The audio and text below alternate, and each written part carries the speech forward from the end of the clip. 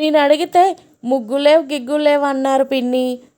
ఇవాళ వాళ్ళ ఆఫీసర్ అంట ముగ్గులు నేర్పమన్నారంట.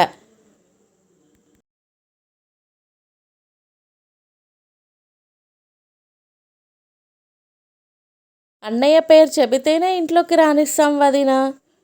రానివ్వద్దులే. పద జాను, మనం కొత్తగా కొన్న ఫ్లాట్లోకి పోదాం.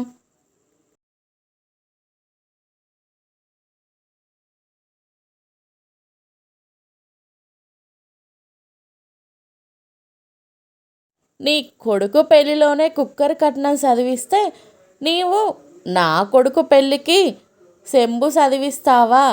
నీ పెంక మొకందానా.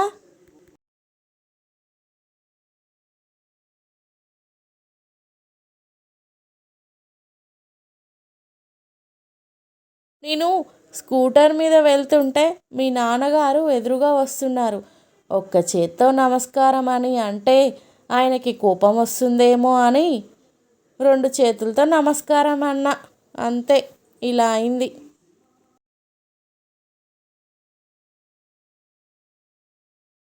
భార్యగా భర్తను అర్థం చేసుకోవాలి, తల్లిగా పిల్లలను అర్థం చేసుకోవాలి, కూతురిగా తల్లిదండ్రులను అర్థం చేసుకోవాలి, కోడలిగా అత్తమామలను అర్థం చేసుకోవాలి, చివరికి ఆ కుటుంబంలో బంధువులను అందరినీ అర్థం చేసుకోవాలి. ఆమె ఆడది, కానీ చివరకు ఆమెను అర్థం చేసుకునేవారు ఎవరూ ఉండరు.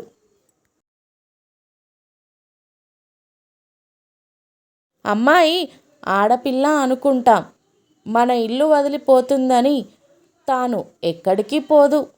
తల్లిదండ్రుల హృదయాల్లోనే ఉంటుంది. తన మనసులో తన వారి జ్ఞాపకాలను నింపుకొని ఆడపిల్లలను బ్రతకనిస్తే అమ్మను గౌరవించినట్టే.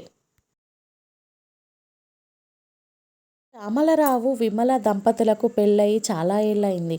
విమల చిన్న చిన్న కారణాలతోటే భర్తను అనేక సార్లు గొడవకు దిగేది. ఆమె దురుసుతనానికి శ్యామలరావు అలవాటు పడిపోయాడు. ఆమె గొడవలను మౌనంగా భరించసాగాడు. ఒకరోజు వాళ్ళ పెళ్లి రోజు విమల ఈ విషయం గుర్తు చేసినప్పుడు శ్యామలరావు తినుబండారులు చేయమని చెప్పాడు. విమల అంగీకరించకపోగా మళ్ళీ పాత విషయాలు గుర్తు చేసి గొడవేసుకుంది. పెళ్ళయ్యాక తాను పుట్టింటి నుంచి ఎన్ని వస్తువులు తీసుకొచ్చిందో, తమ పెళ్ళిని తండ్రి ఎంత ఘనంగా జరిపించాడో ఉద్రగొడుతూ భర్తను విసిగించింది. సహనం కోల్పోయిన శ్యామలరావు తాను గొడవకు దిగాడు.